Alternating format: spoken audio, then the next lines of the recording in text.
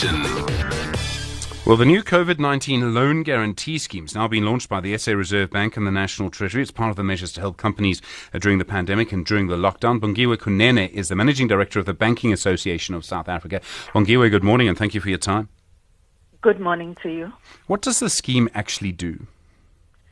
The scheme is aimed at assisting businesses which are facing difficulties right now.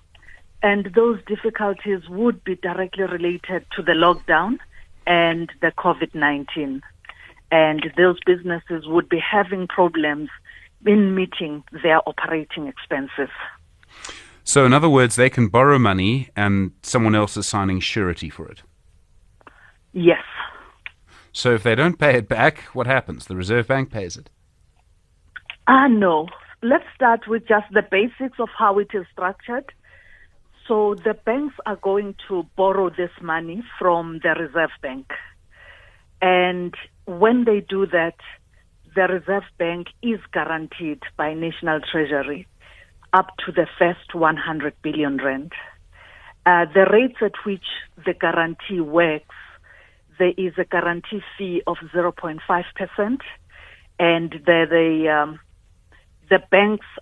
Reserve Bank lend this at a rate of 4.25 plus that guarantee fee. When the banks, now the commercial banks, on lend to businesses, they will on lend at prime rate. So there is no aim to lose this money. But in every structured credit, there's always the probability that the money can be lost. And the guarantee comes in when there is that event of a loss. Do you think this is going to make much difference to companies? I mean, do you think that it's properly targeted? Do you think it's actually big enough?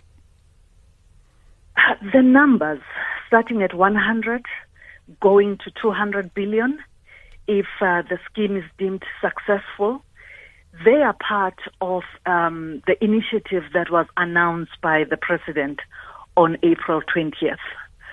So at this stage, before the scheme is used, it's really difficult to say, is this the right quantum? The business sector's the banking sector, such an interesting position at the moment. So, for example, some of the big banks, they've given people 3-month payment holidays during this time. There'll be calls for those holidays to be extended. I would imagine that would be difficult for the banks to do. Yes, it would be.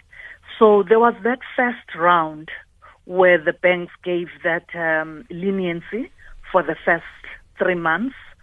And this is an additional measure that is coming to play because this also is giving the application period for 3 months. Once a business has applied, they have 6 months of not repaying. Then they start repaying on month 7.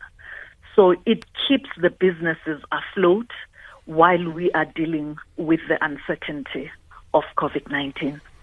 There are various predictions about what's going to happen in the economy, Bongiwe, and we've seen the Reserve Bank say a contraction of 6.2%. The DTI, I think, is saying 5%. We've seen others saying 17%.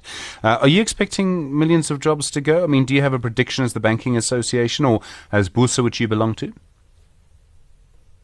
No, we've seen the numbers, and I'm sure each of the bank's economists will also have done their analysis, and they have a sense of how many jobs could be lost. However, with this scheme, we are trying to save as many as 3 million jobs. And I find I'm asking everyone on the radio these days about the lockdown. Do you think it should stay as the Banking Association? Should we move to level 3? Should we go back to level 5? What's your view on that at the moment?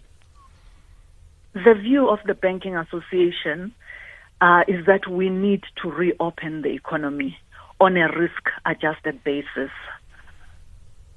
Okay, so that would mean we go to level 3 or level 2 so long as companies can operate safely?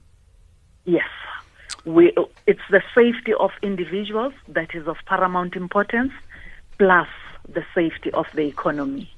When you have an economy that is not producing anything, it's not productive.